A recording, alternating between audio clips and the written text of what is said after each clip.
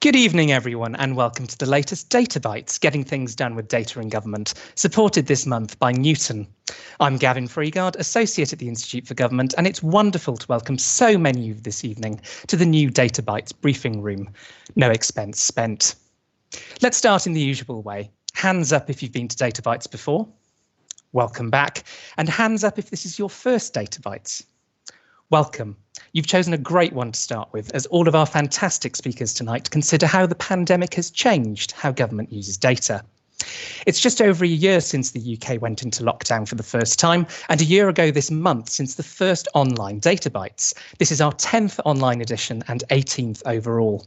Appointment viewing, the nation holding its breath between each episode, public servants getting to important truths despite a series of indecipherable acronyms.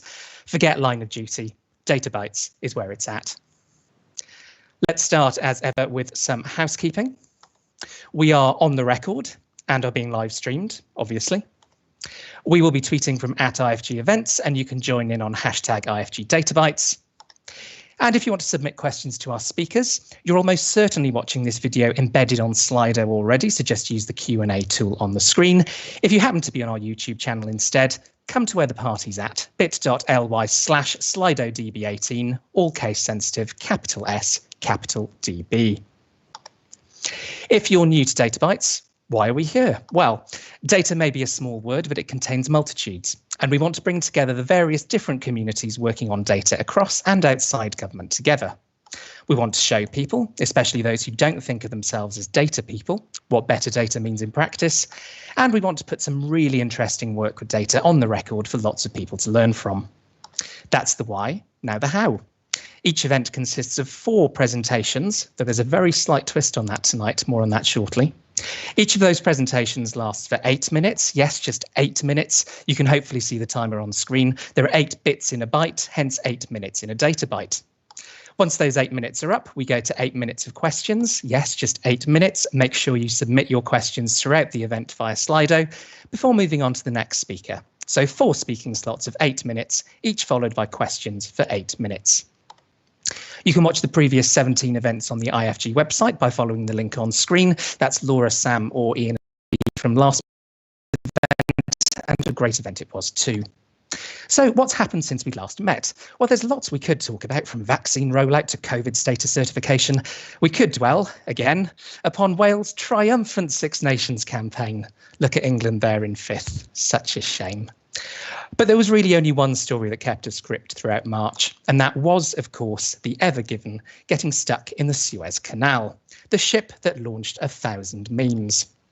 For those of you that don't speak internet, one of the most popular was something like this: the small digger showing something people want to happen, the huge ship representing all the things that were stopping it from happening. Naturally, I decided to have a go at a data-related one, and another, and another, and another, and one more. Those are all barriers to better data use mentioned in the National Data Strategy. I'm sure our speakers tonight will be able to give us some cause for optimism in tackling some of those challenges. Someone built a rather fun data viz tool allowing us to see what the stricken vessel would look like elsewhere. Here it is next to the Institute for Government building in central London, for those of you that remember the Institute for Government building and indeed central London. Here it is next to Parliament in Westminster. Here it is next to the Scottish Parliament. And here it is between the Senedd and the Wales Millennium Centre in Cardiff Bay. Why the devolved parliaments? Well, in a segue as smooth as the Ever Given's voyage through the Suez Canal, next month brings elections in Scotland and Wales and elsewhere. Here's an IFG graphic showing the cephalogical schedule for the next few weeks. I'm going to skip over Scotland and Wales. I need something to talk about in my intro next month, after all, and look at something not currently on this chart. That's the Hartlepool by-election, caused by the resignation of its sitting Labour MP. It's one of 3 coming up, with an SNP member having resigned to contest a seat in the Scottish Parliament, and the very sad news this week about Dame Cheryl Gillan. Here's a chart of every Westminster by-election since 1979. The top half of each small rectangle shows which party won the seat at the previous general election, the bottom half which party won the by-election. Now, people get very excited about by-elections. Well, a lot of the people watching this probably get very excited about by-elections. Okay, my IFG colleagues and I get very excited about by-elections, but in the 166 by-elections since the start of the 1979 to 83 Parliament, only 47 have actually seen the seat change hands. That's about 28%. Towards the top, you can see the by-election wins for the SDP, the light purple, and Liberal Gold alliance in the 1980s. Towards the bottom, Respect and UKIP picking up seats in the 2010s. A real collector's item is the incumbent government gaining a seat in a by-election. Since 1979, that's happened only twice. The Conservatives in Mitcham and Morden in 1982 and in Copeland in 2017. Polling suggests that could happen in Hartlepool in a few weeks' time, but we'll have to wait until the day after the next Data Bites to find out. In the meantime, we can celebrate the fact that I got through a whole introduction talking about Hartlepool without resorting to tired tropes about how it voted during the Brexit referendum, the apparently apocryphal Peter Mandelson mushy peas guacamole story, and anything to do with Hangus the monkey. So close. Let's turn to tonight. Our first slot this evening goes to Matthew Gould, the Chief Exec of NHSX, in conversation with Baroness Kate Rock. Yes, in conversation. We're doing something slightly different with our first 8 minutes this evening. Matthew and Kate will kick us off with a fireside chat, reflecting on how the pandemic has changed how government thinks about data. Then for the second 8 minutes, Kate will weave in your questions, so please do remember to submit them via Slido. They'll be followed by Pamela Dow, Executive Director of the Government Skills and Curriculum Unit at the Cabinet Office, on the 7 sins of data in government. Next up will be Mayan Liao, Head of the Local Digital Collaboration Unit at the Ministry of Housing, Communities and Local Government, on levelling up the local government response to COVID with data. And finally, we'll hear from Doug Gurr, former Chief Exec of Amazon UK and a government advisor, about the lessons government has learned about data in the past year and how we can build for the future. The next Data Bites will be at 6 p.m. on Wednesday, the 5th of May, and then on the first Wednesday of both June and July before we take a summer break. We're incredibly grateful to Newton for supporting tonight's event and finding us some terrific speakers. We can only continue Data Bites thanks to the generosity of our sponsors, so if you'd like to follow in Newton's virtuous footsteps, please get in touch with my colleague Pritesh. And if you would ever like to present or know someone who should, please get in touch with me. As ever, we'll be having some virtual drinks after tonight's event. Join us at the link bit.ly/db18drinks, case sensitive capital DB, and use the password IFGDB18, again, case sensitive, all uppercase except the F. I'll put these details up again at the end. But before we go to Matthew and Kate, another Data Bites innovation this month, a few words from Richard Lum on behalf of Newton. Richard, over to you. Thank you, Gavin.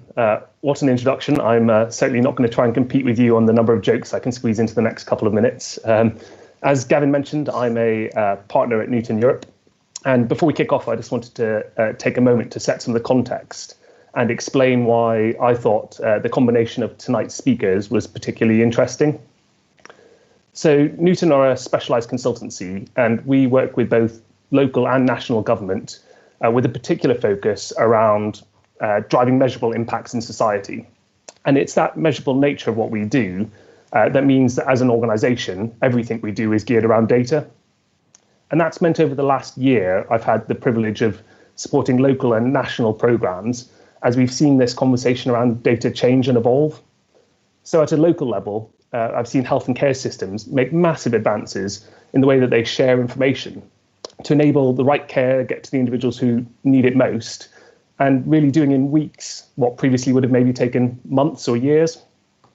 And at a national level, I was lucky enough to see the unprecedented cross-government work that involved multiple government departments, industry, local government, to share and manage the data around clinically extremely vulnerable patients, which meant that the National Shielding Service could be set up in days and provide support to those who needed it most. So while in many ways, COVID has been a catalyst to enable these sorts of efforts, I think it's also fair to say that it's only really been the beginning or maybe a step in the journey. And so while excellent progress has been made, I think it also comes with the recognition that there is still more to do when it comes to sharing, processing, and using data across government in this way. So I therefore hope that the panel tonight will shed some light on what's been learned, where we can go from here, and really kickstart a conversation as we head towards the recovery phase of the pandemic. So thank you very much for joining. Have a great evening, and back over to you, Gavin. Thank you very much indeed, Richard, for that introduction. And without further ado, I'm going to hand over to Kate and Matthew. Kate, over to you.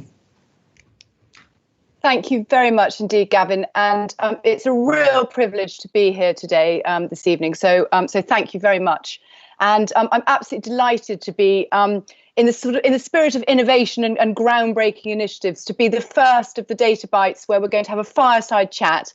And I'm really, really thrilled that it's with Matthew Gould, who has been doing some extraordinary things in NHSX over the last year.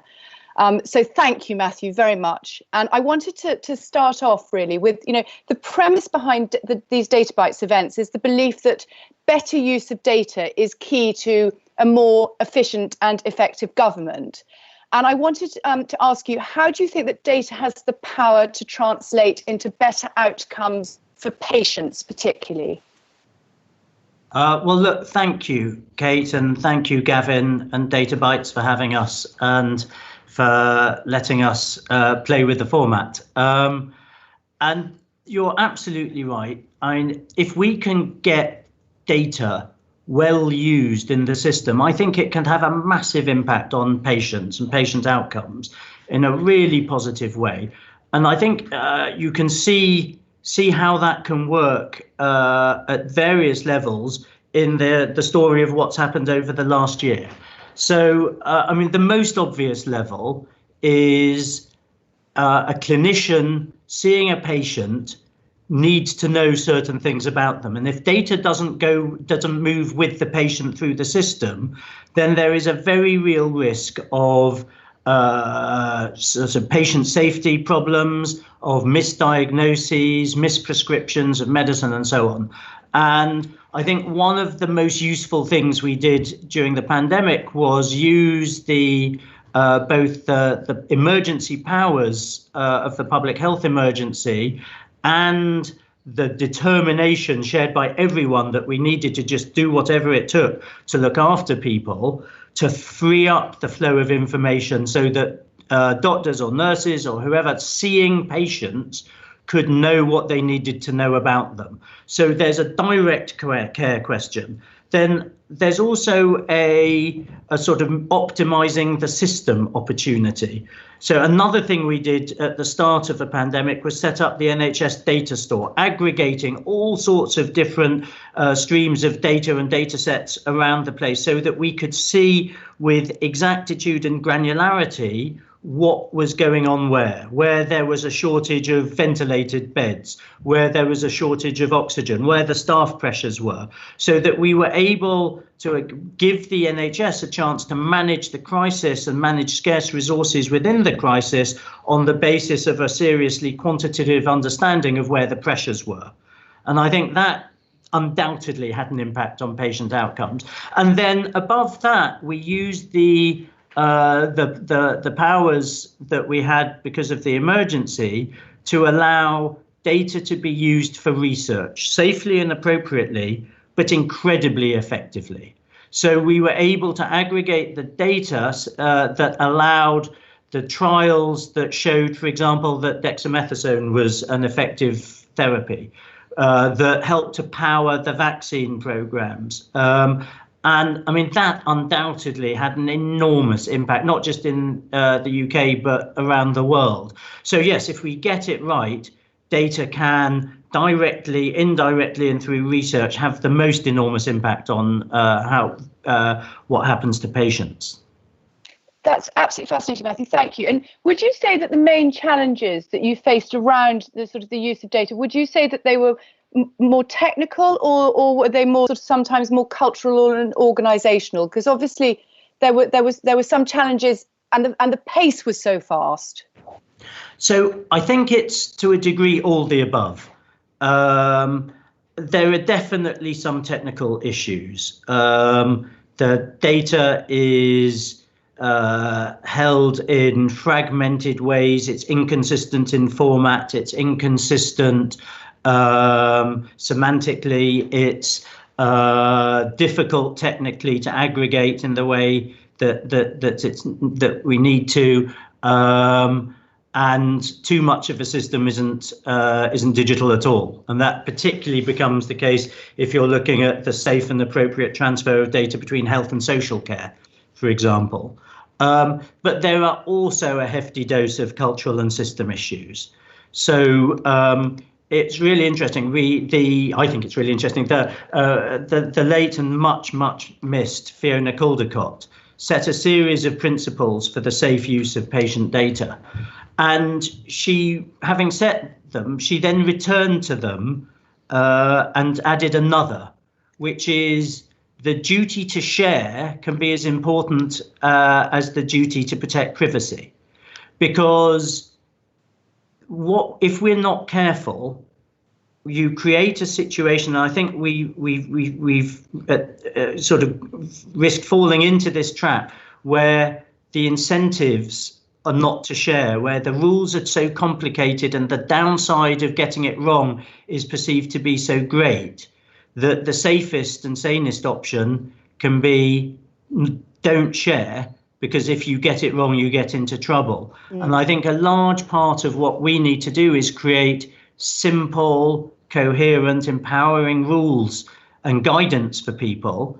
That means that if you're a doctor or a nurse or whatever, you have a patient who needs their data shared, you can tell very easily whether it's appropriate and legal for you to do so. And one of the best things we did, I think, in the last year was a single page of guidance that we put out right at the start of the pandemic, endorsed by the Information Commissioner and by the National Data Guardian, by Fiona, that basically said, if you are a clinician in good faith trying to look after your patients and you're being sensible, get on with it and it'll be fine. And that had a massive and empowering impact. And it was, I think, a way of dealing with some of the sort of cultural and system issues that you've mentioned. That's fascinating. In our last remaining couple of minutes, I actually would like to move on to a very important event that's coming up in May, which is the NHSX's launch of the data strategy for the health and social care. Now, obviously, you're not going to give anything away to us. I appreciate that. But I wondered if you could give us just a little bit of a flavour and an overview of the strategy and what the big shifts are as you set out the strategy. For sure. And I mean, part of it will be to lock in some of the benefits that we've seen over the past year. And we've seen so much shift in terms of digitization. Progress in transforming what we do in the use of data. Part of that has been on the basis of emergency rules. Now, some of those rules are appropriate only to an emergency. Some of them, I think we've seen, have a sort of really serious benefit and don't lead to inappropriate or unsafe use of patient data, and we'll want to lock them in. So that will be part of it. The goal is to get to a place in which data can be safely and appropriately shared for direct care, and that just happens as it should, as a matter of course, where data can be safely used for research purposes, because we've seen how data saves lives when that's done well, where we have clear standards of how data is formatted and how things are described, and the architectural principles that underpin the system so that data can move more easily across the system. We want to put the citizen much more at the heart of the story, where citizens at least have proper access to their own data, and increasingly you can use data to make the decisions about their own care. We want to make sure the whole country is covered by shared care records, so that wherever you live, you know that if you see your GP, they can pull down the report from your consultant and vice versa. And we want to make sure that data can be a platform for innovation in a way that is difficult at the moment because of how hard it can be to access it. Well, I mean, I think we're really looking forward to hearing more in May, and I think all of us will be waiting for that launch to see more of the detail behind that. So thank you for that overview. I think now, if we are okay, Gavin, I think we can move on to some questions from the audience. Go for it. And first off, from Miranda Sharp, who says, clearly you all did an excellent job, and I think we all would agree that there was some really extraordinary things that took place in the last year, and I think that, you know, congratulations go to you and the team. But what tools, asks Miranda, do you wish you had and would have made your job easier? Well, look, thank you for the question, and thank you for the nice comment at the start. And I mean, look, the NHS and social care, clearly there were literally millions of people busting a gut. It's also worth noting that all the data analysts, all the techies, all the people who allowed the system to move to remote consultations and remote monitoring and allow doctors and nurses to work from home, and they also bust a gut all the way through and helped the system get through the last year without compromising patient safety. What tools I wished I had? Well, funnily enough, I mean, I think on one level, the situation gave us additional tools that, in terms of law, in terms of what we could allow to happen and make happen, data sharing, that demonstrably made a serious difference. The thing that I would love to, it's not really a tool, but it's unbelievably important, that I'd love to bottle from the last year and keep forever, is the can-do spirit, the single-minded collective determination around a shared compelling objective that sort of switched the presumption away from not doing something to doing something. Yeah. And it was so powerful because everyone knew we just had to do what we had to do. Everyone just got on with it. They didn't wait for the 17 layers of permissions and approvals. Yeah. If we can keep that and a bit more of that spirit and sort of get on with it and apologise afterwards, I think it would be brilliant. Brilliant, thank you. I'd like to come on to sort of a bit more of an ethical question here now around sort of the use of data. This is from someone anonymous, but is there a risk of the data sharing determination by the government stepping on patients' toes and taking away their control of their personal data? And if you agree with that, how can this change? So look, I think it's really important to underline everything I've said is on the basis that patient privacy is sacrosanct. We're not compromising on that. What we're trying to do is find ways with that absolutely as the headline and the starting point, nonetheless, to make better use of data, both for direct care and for research purposes. And I think there is an opportunity to do both at the same time. And I think we've seen in the last year that it is possible to do amazing things with data, to save, I mean, literally hundreds of thousands of lives on the basis of therapeutic discoveries on the basis of data in the last year, but not in a way which has compromised patient privacy. And I think the technology is starting to offer really exciting opportunities in this respect as well. Privacy preserving ways of accessing data. For example, the Open Safely platform. It's a really nice way to show that what you don't necessarily need to do is copy and paste vast amounts of data and ship it around. You can keep the data where it is and have auditable access to it in ways that guarantee the anonymity of the people whose data you're looking at. I think increasingly the opportunity is there to do both at once. So, I mean, obviously, the question is really important. It absolutely needs to be constantly reiterated. This is not an either or, but increasingly, I think that tension between use and privacy can be overcome with some of the systems and approaches and technologies that we're now starting to see. And I think what's interesting as well is that you're seeing more patients engage with their own care as well around that, which I think will also add to the conversation. I'm conscious that we've only got a couple more minutes left. Goodness, time goes quickly. This is so fascinating. I'm going to ask you a sort of slightly cheeky question here, but if you could change one thing about data in government or the use of data in government, if you had your magic wand, what would it be, Matthew? What would be the one thing that you would like to change?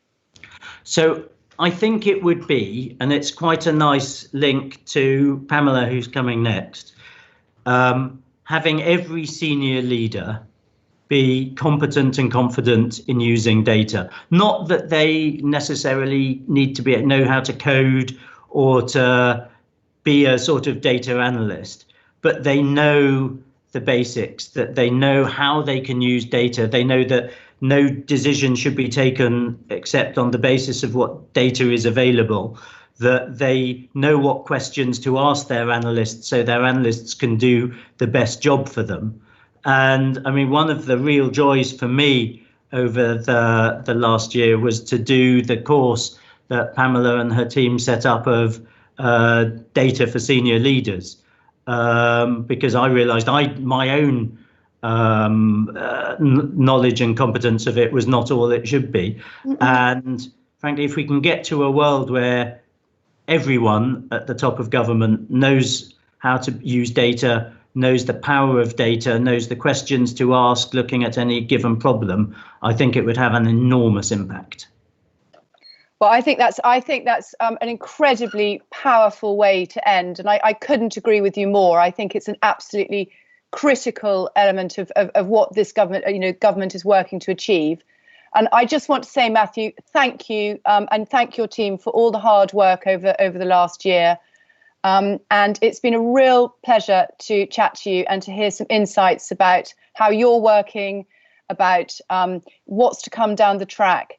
And very, very many thanks from all of us here. Well, thank you. It's been fun. And back to Gavin. Thank you, Kate, and thank you, Matthew, both very much indeed. Huge amount of ground covered there, and lots of other questions I know that we didn't have time to answer, unfortunately, but thank you, and do hold them back for all of our other guests tonight as well, which brings us very nicely. She's already been introduced, essentially. Our second speaker tonight, or our second slot tonight, is Pamela Dow. So, Pamela, over to you. Thanks very much, Gavin, and thank you, Matthew. As I say, I don't really need my 8 minutes because you've covered all of it. That was very kind words, and thank you to the IFG and Newton for including me in such an important conversation. I want to first correct any impression that I'm here because of any expertise in data. I am not a technologist or an engineer. I'm not a statistician or a data scientist. My career in the civil service epitomises generalism. I'm a very proud generalist and I will defend my species. We might well need fewer of me in the future. We might need to be more specific about the roles or projects for which we might need additional training or experience. But in general, I am pro-generalists. What I have had is a privileged vantage point since joining the civil service back in 2007. And I have a relevant role now, more of which later. For example, I saw data being used to brilliant effect in improving the school accountability framework back in the early 10s, combining demographic data with free school meal data, with pupil attainment data, to move us on from crude league tables, which incentivised all manner of gaming, to Progress 8, Ofsted's current measure, a sophisticated combination of relevant data sets. Much fairer, we can now identify which schools are coasting along in leafy middle class areas and where teachers are performing daily miracles, progressing their pupils. I also saw data being used brilliantly in prisons, for example, automating cell allocation to reduce gang violence on the wing by keeping people from certain postcodes apart. And in the last 2 years working in the Cabinet Office on EU exit and then the pandemic, I've seen brilliant people and teams like Matthew and NHSX use mind-blowingly complicated data sets to inform policy and operational decisions. For example, what lorries to prioritise on the M20, and as Richard said, how to make sure shielded vulnerable people get food and medicine. But facing these challenges over the last few years has exposed acutely some more chronic issues in both our universal and our specialist capabilities in government. So with the time I have, I'm now going to exaggerate and simplify in order to illustrate the 7 sins of data in government. I was very pleased with myself for having come up with this concept, and then a colleague of mine, Peter, who I think is watching, hello Peter, pointed me in the direction of this tremendous blog post by George Weiner, which the great Tim Harford cited in one of his podcasts. So I'm stealing with pride here. I don't actually think these sins I will talk about are unique to government or the public sector. I've worked in consultancies and charities in private and public sector, and they're present everywhere. I share them today because understanding is the first step to acceptance, and only with acceptance can there be recovery. So sin 1 is the C.P. Snow sin, data illiteracy. Does everyone know C.P. Snow's Two Cultures essay, written in 1959? His thesis then was that we separate between humanities and sciences too early in this country, and our national institutions are led by humanities graduates. It's well worth a read. Snow wrote in 1959, I have been present at gatherings of people who are thought highly educated and who have with considerable gusto been expressing their incredulity at the literacy of scientists. Once or twice I've asked how many of them could describe the second law of thermodynamics. The response was negative. Yet I was asking something which is about the scientific equivalent of have you read a work of Shakespeare's? I now believe that if I had asked an even simpler question such as what do you mean by mass or acceleration, which is the scientific equivalent of saying can you read, not more than 1 in 10 of the highly educated would have felt that I was speaking the same language. It's not as bad as that now. Much has moved on from 1959, but it rings true still, I'm afraid, and it leads directly to sin 2, dataphilia, or fetishism of data. What happens here is that we recognise the C.P. Snow issue, we worry about it in the senior civil service, we lack the competence and therefore confidence in interpreting data ourselves, so we turn to people who speak data in our analysis, and we project all our hopes and dreams onto the truth that they hold, the numbers, the science, the data. Bad. Why bad? Because sin 3, exceptionalism. We then don't challenge the person presenting the data with the same confidence that we challenge someone making an argument based on other things, on context or history or qualitative subjective insights. Epidemiologists and mathematical modelers, as we have seen in great detail this year, know the margins of error in their work. They know the flaws. They're completely confident in challenging each other. Now, exceptionalism is an enabler of sin 4, pretension, otherwise known as a little bit of knowledge is a dangerous thing. Where there's a lack of rigorous, confident challenge, junk assumptions get through. I'm certainly guilty of sitting in rooms thinking, I'm not sure about this, but loads of people cleverer than me are also in this room, and the speaker seems very authoritative, and there are lots of decimal points in those slides, so junk assumptions arise from sin 5. Artistry. We're all susceptible. There are lots of good cautionary tales about this sin. People like Hannah Fry and Ben Goldacre have very wittily exposed it over the years. And others, like Hans Rosling or David McCandless, have shown just how beautiful and influential well-presented data can be for a storytelling species like us. We need patterns to make sense of the world, but that's our vulnerability too. We see patterns where there are none, or we focus over much on patterned things, which may be less relevant to our public policy challenge than a messier picture. I've also called this the economist sin because of the risk inherent in simple, pleasing models, utility curves that bear very little relation to the irrational, illogical, glorious behaviour of human beings.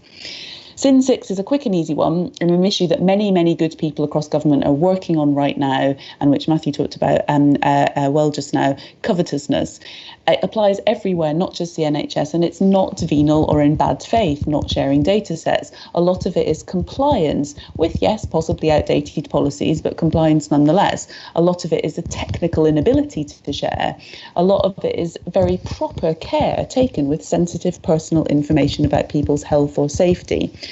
But we know we will be able to make and implement better policy by applying machine learning or big data techniques to relevant, sometimes seemingly unconnected, merged sets of data. We've done it. Matthew's done it.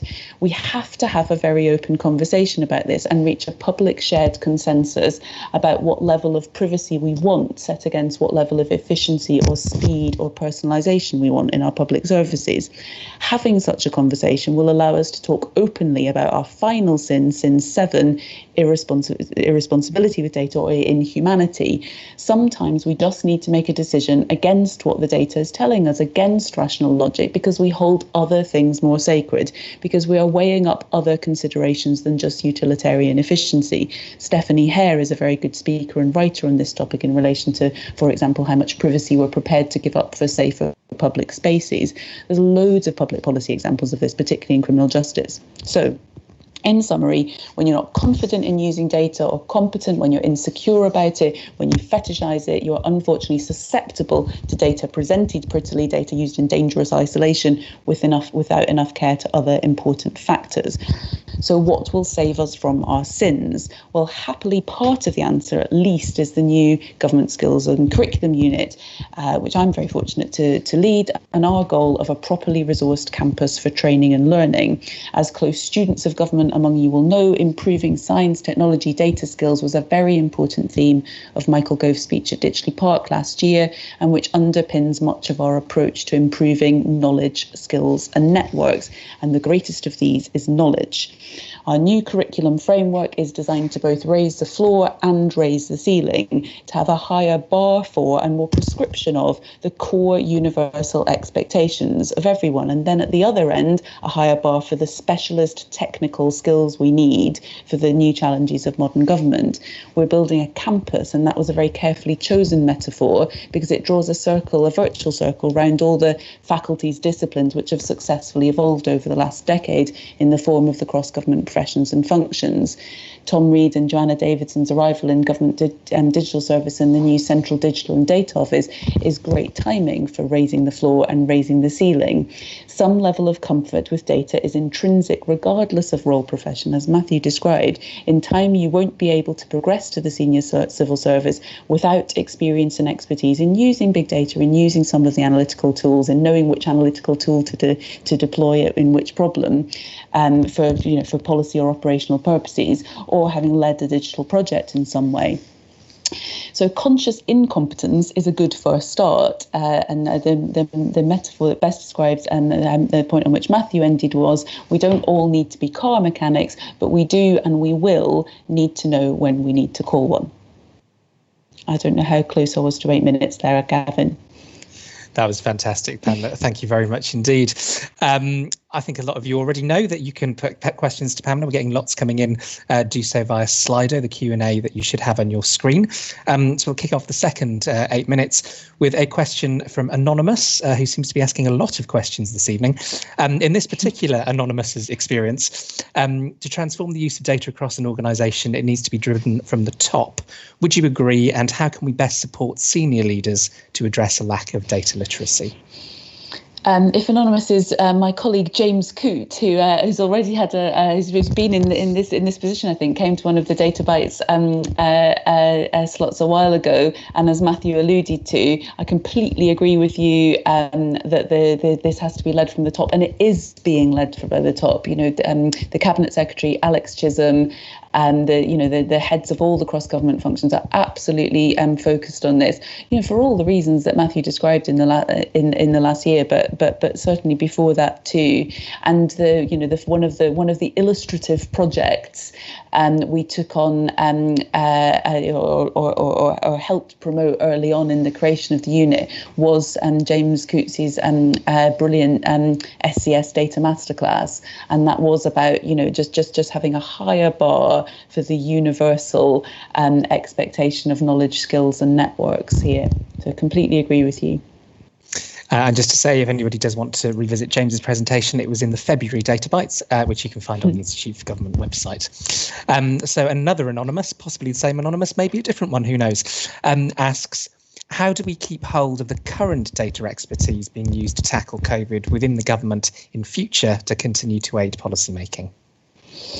It's a really good question, because one of the things that the IFG has written well on this in the past. One of the biggest challenges in a really complex organisation system like the civil service is retaining corporate knowledge, retaining corporate memory. Storytelling is one way. Events like this is one way. Having more focus on the skills, knowledge networks that people have and build throughout their careers, and some way of retaining that as they make their without changing one of the great things about the civil service, which is that, you know, your career pathway can go in all sorts of Z-shaped directions, but that you carry your expertise with you, and that your managers, as you go through your career, are more conscious of the skills that you have. But yes, that is it would be a great shame if we lost some of the huge gains we've made over the last year.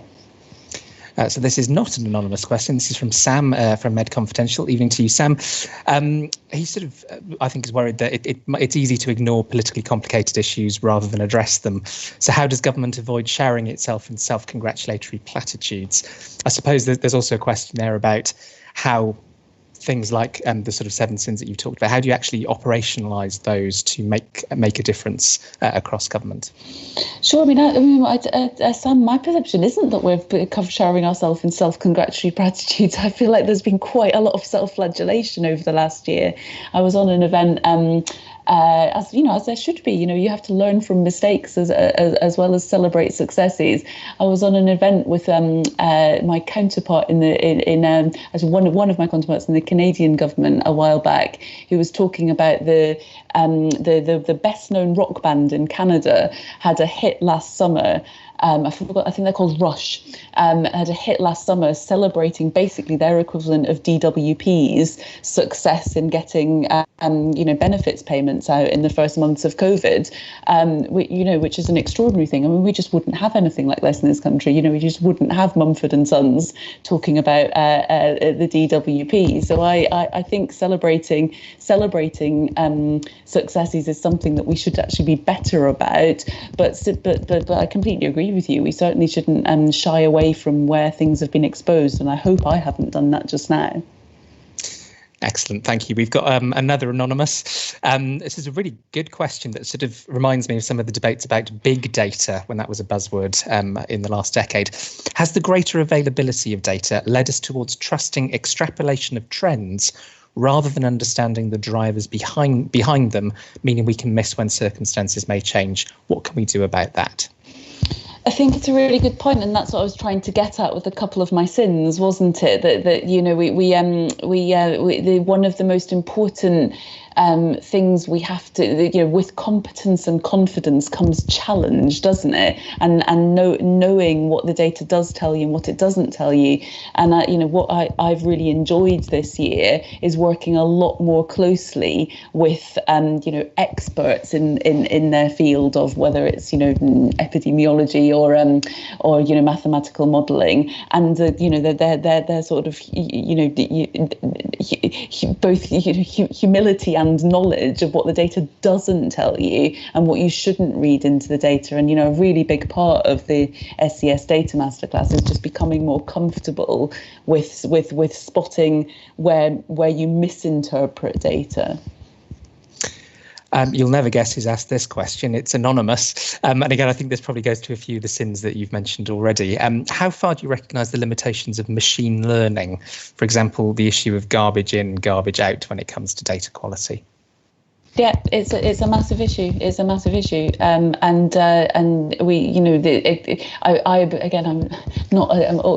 very outside my comfort zone in some of these questions. But I think one of the things we can do is to better use the machine learning tools that don't rely on human beings to spot mistakes. So we are very bad. We are a very bad species at routine, predictable, high volume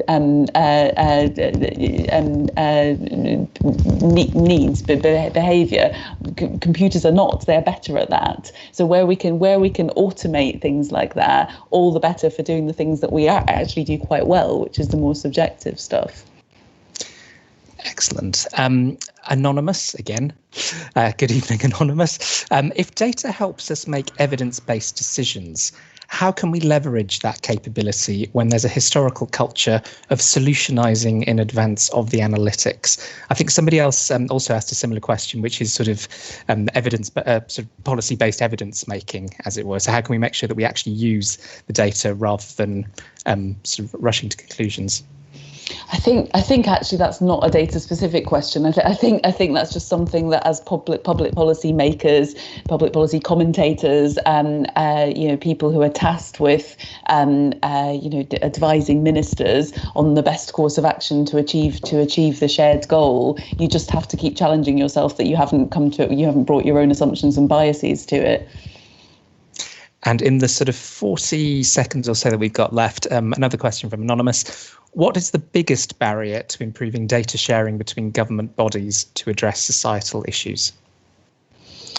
I hate sort of saying it's a cultural thing because it's so nebulous, isn't it? Culture is just the sort of collective acts of millions of people. But I do think Matthew's response to this question was the right one, which is we did it this year. So if we can just bottles, and Newton was part of a lot of these conversations, doing great work in lots of different parts of government. We managed to overcome some of what had seemed like insurmountable barriers. So if we can just bottle that, an early boyfriend of mine was a tabloid journalist, and it just reminded me he used to sit there with a copy of the Data Protection Act in front of him, so that if anyone said to him, I can't tell you that, it's data protection, isn't it? He'd say, where exactly in the Act I've got it in front of me, where exactly in the Act does it say you can't share that information with you? And a bit of that sort of attitude, I think, might be quite helpful. Let's have a presumption that we can share, but again, doing it and demonstrating that people's safety and health and privacy has been protected, and we made huge gains that improved people's lives. Telling those stories starts to change a culture, doesn't it? Fantastic. Pamela, thank you very much indeed. So many questions, we could have kept going for much longer. And maybe at some point we'll get you back to talk about 7 data virtues as well as the sins. Thank you very much indeed. Thanks, Gavin. Our third speaker tonight is Mayan. So Mayan, over to you.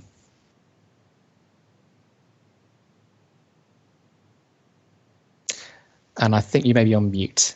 Excellent. Thanks, Gavin. I have to be the first one, don't I? I'll get cracking. Thank you, everyone, for coming tonight. My name's Mayan Liao. I'm head of Local Digital Collaboration Unit at the Ministry of Housing, Communities and Local Government. To start with, I wanted to give everyone a quick overview of how we've been supporting local government to solve common digital and data challenges. And the cornerstone of our program is the Local Digital Declaration. It brings into one place the shared vision and ambition of local government to redesign services around the needs of the people using them, break the dependence on inflexible and expensive technology, design safe, secure ways of sharing information, demonstrate digital leadership, and embed an open culture to work in the open whenever we can. Our program is 2 years old now, and 232 councils have signed the declaration and committed to its principles.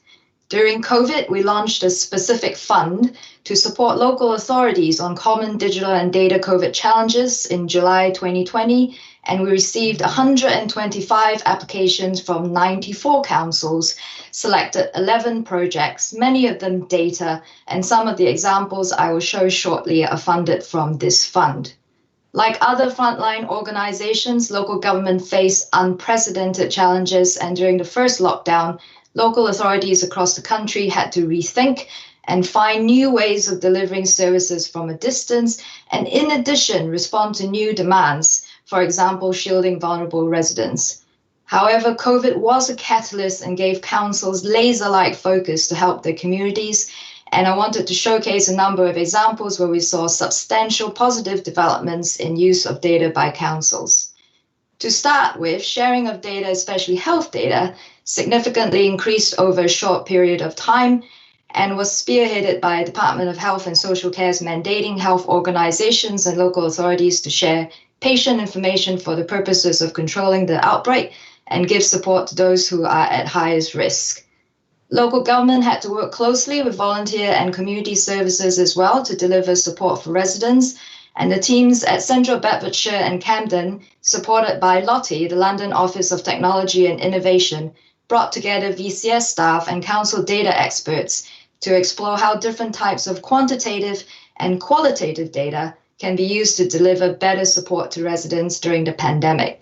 The team created a user manual for how these types of organizations can work together going forwards and hopefully support the transfer of knowledge between council data people and VCS people working on the ground. Councils had to rethink how they modeled and forecasted demand on vital services. As lockdown was implemented, it presented a particular set of challenges for Children's Services Department because many of the traditional pathways to identify and engage with vulnerable children, as examples through schools, were either significantly reduced or changed. And also vulnerable children were spending more time at home with their families under increasingly stressful conditions. Greater Manchester Combined Authority and the Data to Insight Network brought together all of the work being done independently by local authorities and built a shared tool that you can see in the snapshot here to support local analysts to see the impact of COVID on metrics influencing demand and create forecasts exploring what continuation of those patterns would mean for demand over the coming months. And the open source tool has now been shared with a community of 600 data analysts, which is amazing. We also saw councils publish and share information and data to help residents make informed decisions. For example, Camden and Buckinghamshire built an easy-to-use Get Help If You're Self-Isolating tool so that residents can find support services if they're staying at home because of COVID.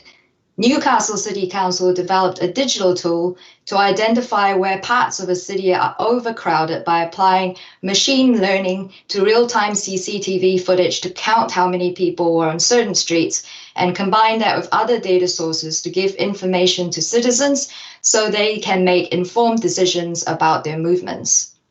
Bournemouth, Christchurch and Poole Council launched their BCP Beach Check app in July, which was regularly updated during the day with how crowded beaches were and across the summer to allow visitors to make informed choices to avoid crowded beaches. Continuing on the theme of councils making data available, we did see great examples of councils publishing their COVID data, and here's an example of a council's public dashboard that was built to show what kind of help people were asking for in what areas. Data use practices in local authorities overall changed for the better, but it wasn't without challenges. In our own research, we found that the top 3 challenges were matching health data to council's own records. The different format of data sets also made matching very difficult. And thirdly, there were issues with unique identifiers. Not all data sets had unique identifiers, let alone the same identifiers. For example, property and address identifiers versus people identifiers, and figuring out how to match the two. Authorities were also combining internal and external data sets to help identify vulnerable residents. But when data matching has to be done across 20 different data sets, and a snapshot is shown here, combined with the top challenges previously mentioned, meant a lot of complex and manual work for council officers. In some cases, council data teams had to work around the clock to gather, match, and process these data sets to help identify vulnerable people and match them to volunteers and support services. Whether the momentum gained during COVID will be sustained in the long term is still to be seen, but I'm personally hopeful for a number of reasons. We've seen councils standardizing approaches and increase in joint delivery, especially in areas of identifying vulnerable people and coordinating actions across multiple agencies.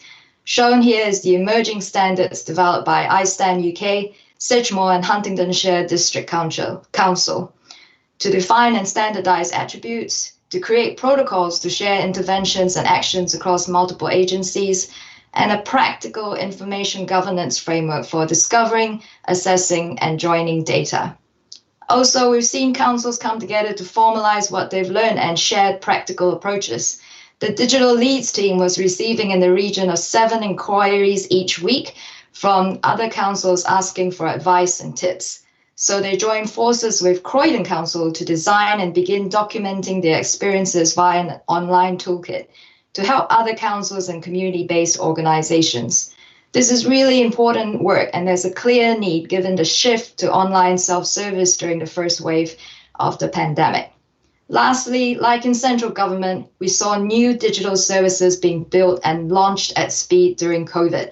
I want to end on the example of Ada and Wording, who built their community volunteer system in 48 hours from scratch, which allowed volunteer and charity organizations to help out residents in need, self-serve and pick up volunteer tasks, and send completed task information back to the council.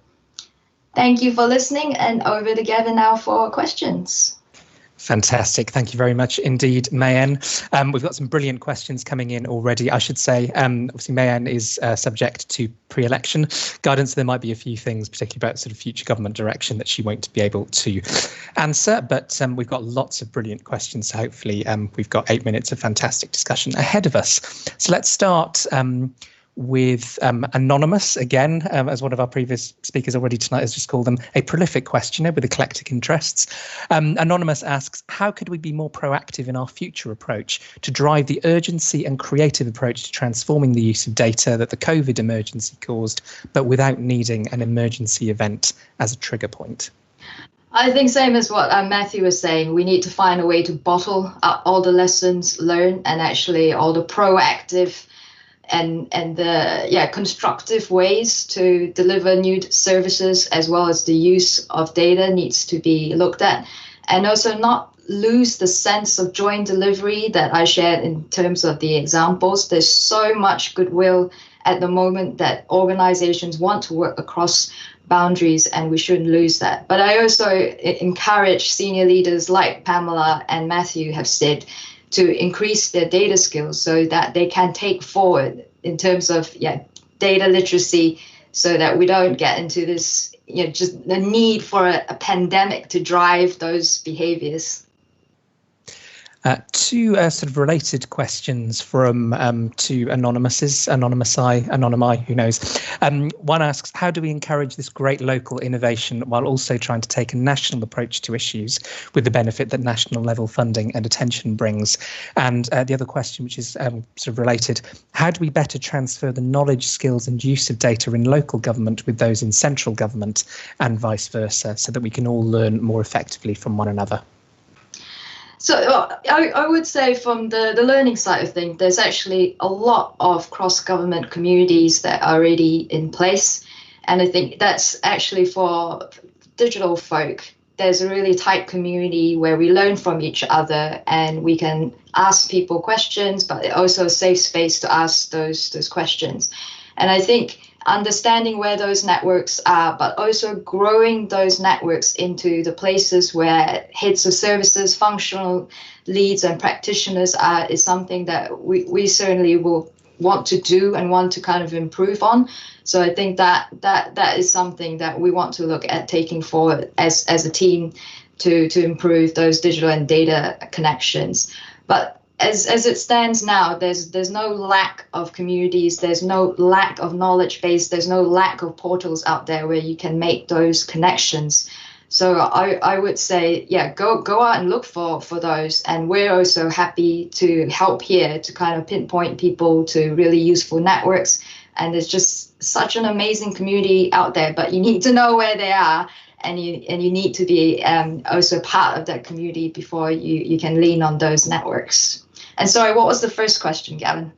The first question was encouraging great local innovation while also trying to take a national approach to issues with the benefit the national level funding and attention brings, I think. I think that's what we've trying to do on our program, because we have that central view of the common digital and data challenges that's happening out in local government. And we have a very unique approach where it's a bottom-up approach. So we go out and ask local authorities what are the things that they actually want to work on, and we at least help seed fund those projects so they can get off the ground. And how we, I guess, kind of make that scalable is something that we're exploring today. But I think COVID has definitely shown that collaborative work is possible, working cross boundaries is possible. So there's so many lessons learned here that we can bottle and hopefully take forward in the future. Excellent, thanks. Another sort of pair of related questions. Anonymous asks, and again, this sort of follows on from what you've been saying, how do we build the capability at a local level to support ongoing digital innovation in what is such a competitive market? Although, on the other hand, as Alison Davis asks, this seems to have created a lot of local innovation, but how do you balance this with providing a quality of capability and avoid significant variations? That's a good question. So we in terms of like for our program anyway, we do provide free digital and data training to local council officers. So we encourage officers to kind of take up that offer. And as kind of Pamela and Matthew said, there's also a lot of masterclasses out there, not just for central government, but a lot of great local government organizations like Socratim, for example, offers courses for not only officers, but leaders as well. So I think that continual improvement, increasing of skills, whether it's data literacy or digital literacy, needs to continue on. And I think there's no getting away that there's a skills gap, especially in data science in local government. CDEI's like recent report stated that as one of like the barriers to improving data use in local government.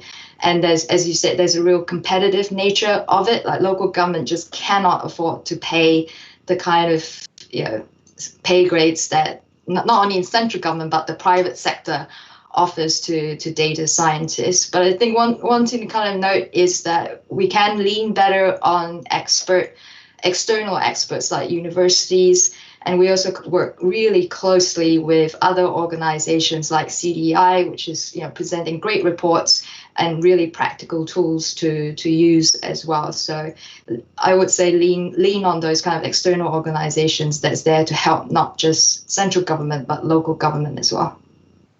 A classic question next. How can we go about fixing the plumbing in local government and enabling better use of and sharing of data?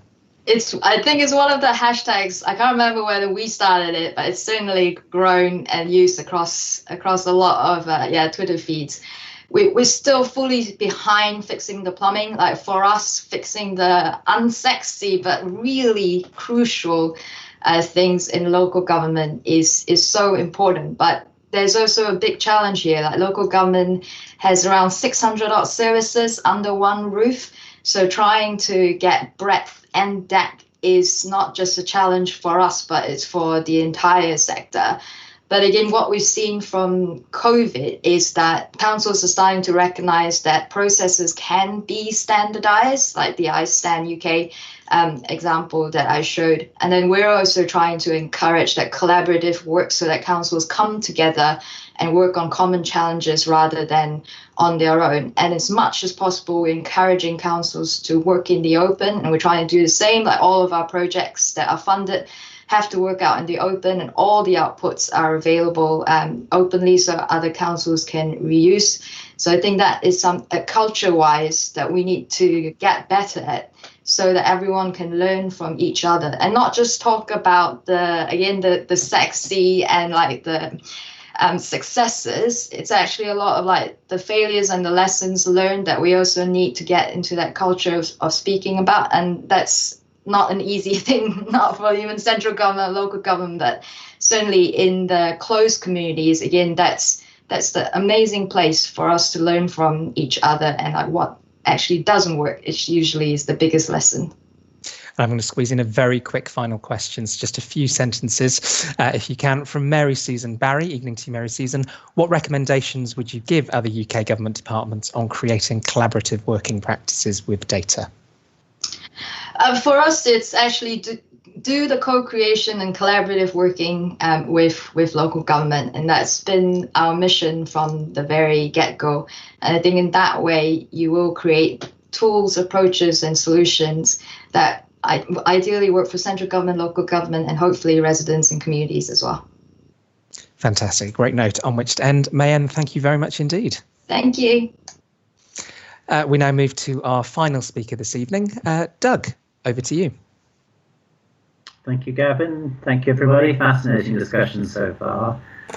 You may wonder what somebody who spent most of his career in the private sector until fairly recently ran a big shopping business has got to say about government. But for my sins, I am, as I think Gavin said, I'm a non-executive Department of Health and have spent a lot of the last year helping out behind the scenes on some of the work on health and data.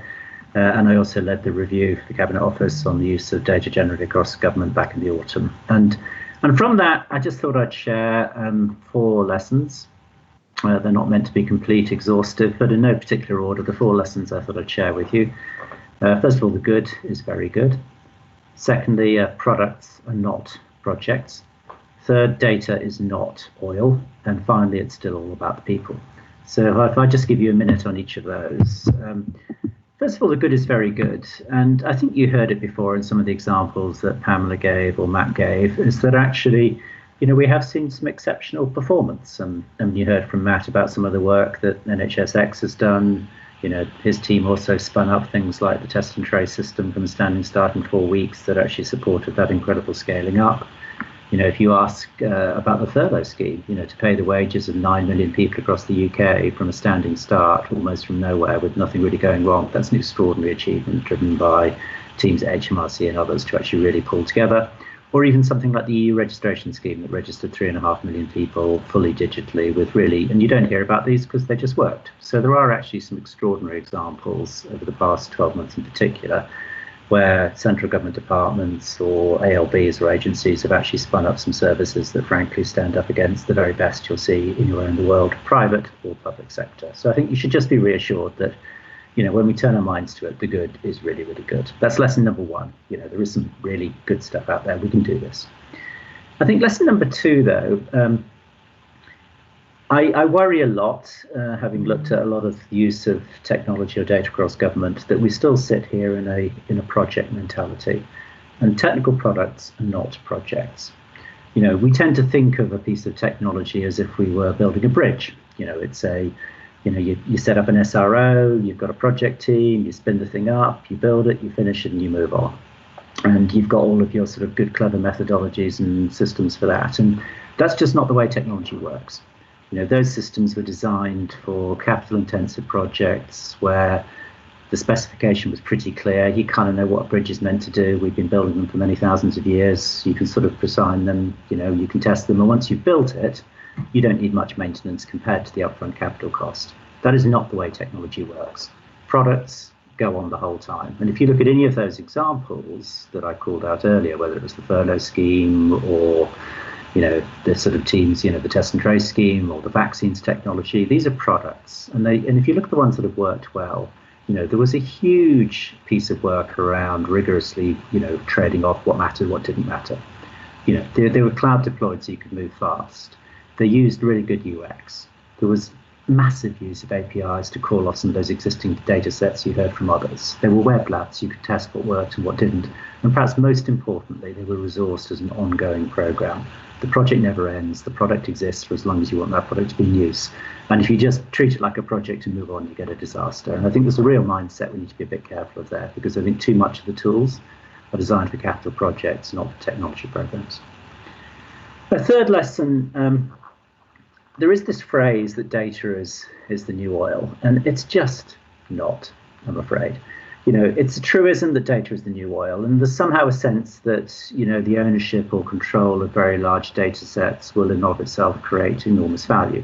And that's simply not true. It's necessary, but it's as you heard before in some of the examples that Mayan just gave us, or Matt gave us earlier, it's by no means a sufficient condition.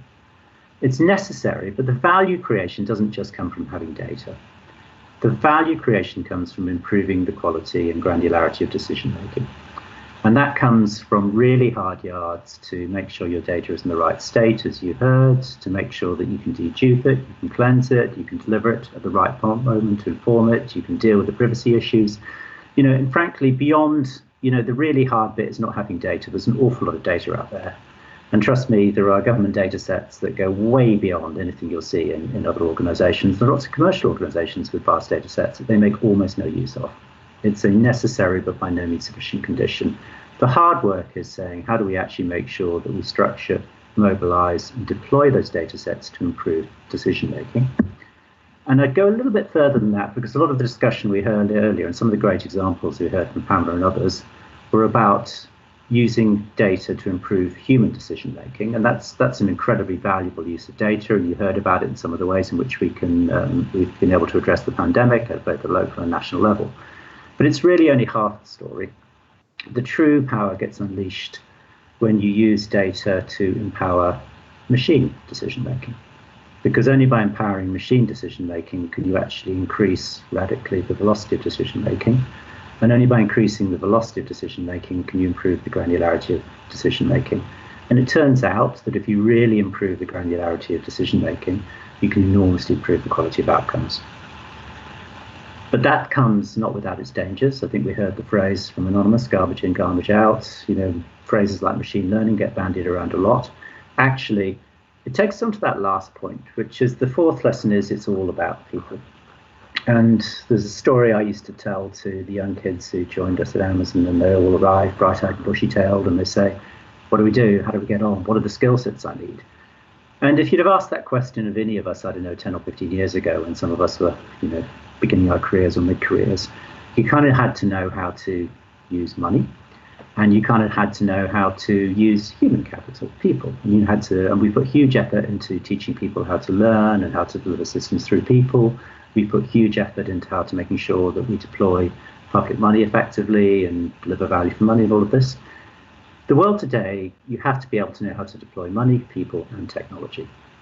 And if you want a way of thinking about this, the way I used to articulate it to the folk turning up at somewhere like Amazon, I said, look, fast forward 3 to 5 years, you're leading a team. Half your team are going to be people, half your team are going to be machines. And our job is to teach you how to manage machines, to know how they go wrong, know how to make sure you can inspect and audit them. If you don't do that, you're not actually going to be able to deliver value for your citizens, your customers. And I think a couple of people mentioned it, and I was really pleased to see some of the examples Pamela gave, because this isn't just a challenge this isn't just for the geeks, it isn't just for the technologists, it isn't just for the digital people, it isn't the IT person. This is a challenge for everyone. I would question whether anybody in any organization as a senior leader can realistically add value if they can't be equally as comfortable with walking into a situation and being able to say, can I properly balance to actually move forward to make progress here, how I deploy not just people and not just money, but also technology. And we've seen that in spades in the last 12 months. If you even just take the most recent example of a vaccine program, try rolling out a vaccine program without the technology that gives you the reassurance that you're not going to give a vulnerable patient 5 doses, not 3, because he or she can't remember whether she's been in or not. Try actually assessing the clinical safety of drugs that have been rolled out at a phenomenal, unprecedented rate if you don't actually have the data to make that granular decision making. And none of that works unless you build the technology behind it. So remember, the good is very, very good. Congratulations, it's really impressive to see. It's inspiring. Product, not project. Products and not projects. Data is not oil. And as ever, it's still all about the people. Thank you very much. Hopefully that leaves a bit of time for some questions. Thank you very much indeed, Doug. Yes, we've got 8 minutes for questions, so please do. There's lots to dig into there, so please do submit them via Slido. We've got one from Sam from Med Confidential to start with, and you sort of did a little bit of this in your sort of final remarks. Actually, can you comment on how your lessons apply to the civil servants building the COVID app or working in the NHSX more widely? Yeah, a great question. I mean, I think a lot of this is really comes back to, if you look at really well-built products, they start from what is the citizen benefit you're trying to generate, what is the problem you're trying to solve, and you deploy them fast. And you deploy them fast because there's only so much you can do just planning ahead. The reality is the interaction with anybody here from NHSX or any of these things trying to build one of these apps, until you actually put it in front of tens of millions of citizens with very different personal circumstances and see how they actually engage with it, you just don't know. You kind of think you do, but you just don't.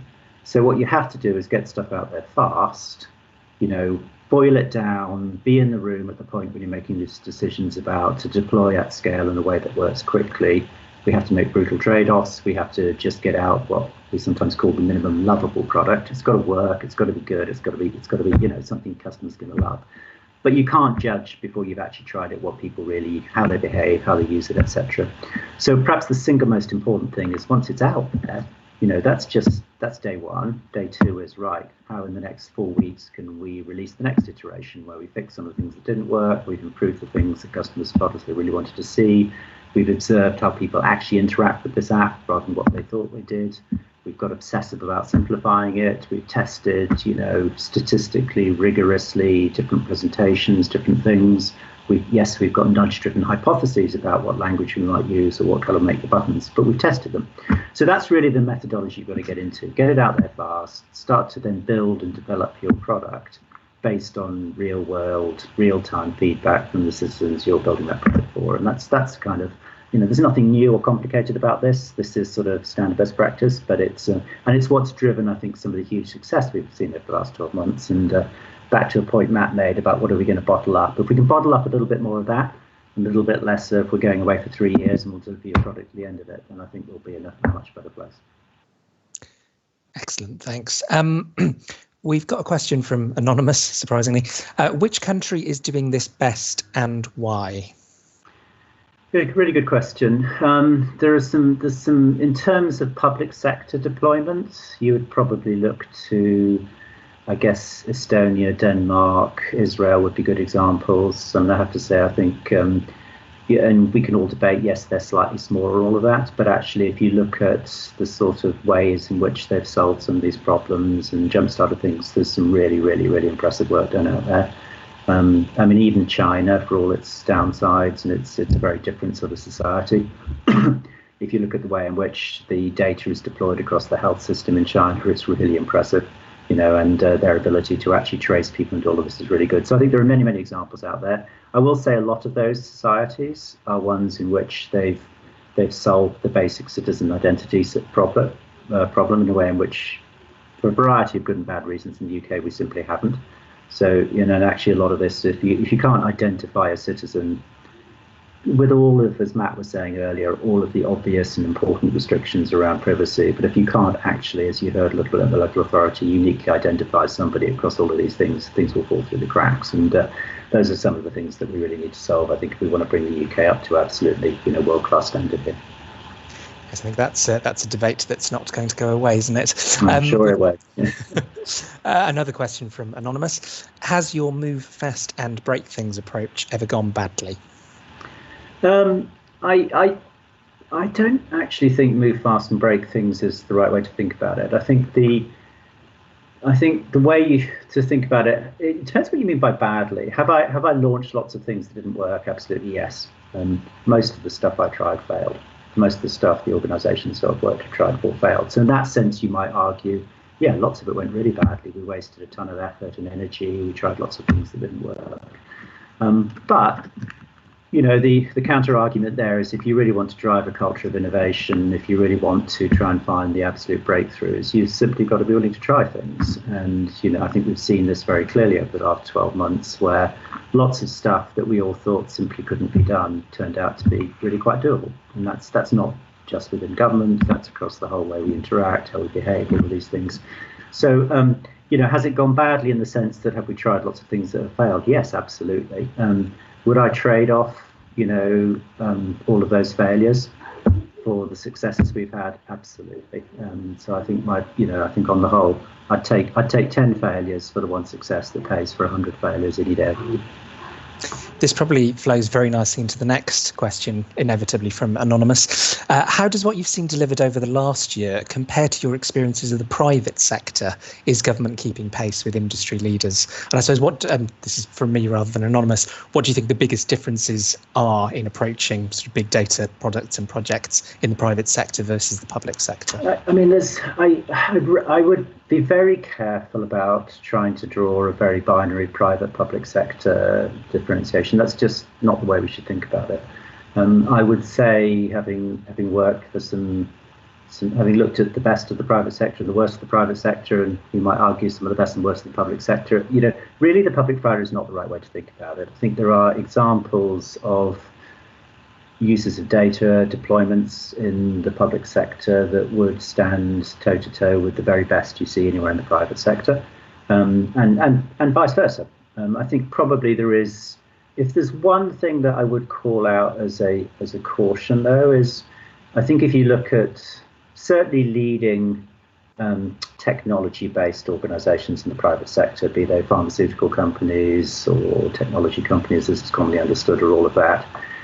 I don't think you would be able to reach a senior leadership position in those organisations with the level of without a really quite deep level of technical literacy. And that doesn't mean you need to be able to cut code and do this, but I think it would be considered weird to put somebody in a leadership position in what we think of as some of the most effective private sector organisations if you didn't, when you looked at the situation, at least be able to approach it and say, well, what should I use people for? What should I use automation for? You know, I mean, even people throw around words like AI and machine learning, but, you know, how many people actually really understand what the value creating lever of machine learning is? You know, why does machine learning help? Why does it create value? Why does it improve decision making? You know, and the answer is very simple. It's about velocity. That's the only thing that matters. It doesn't necessarily make better decisions. It just makes them faster, and not 10 times or 100 times faster, billions or 100 billion times faster. And it's that speed that enables you to get granular, and that turns out to be enormously value creating.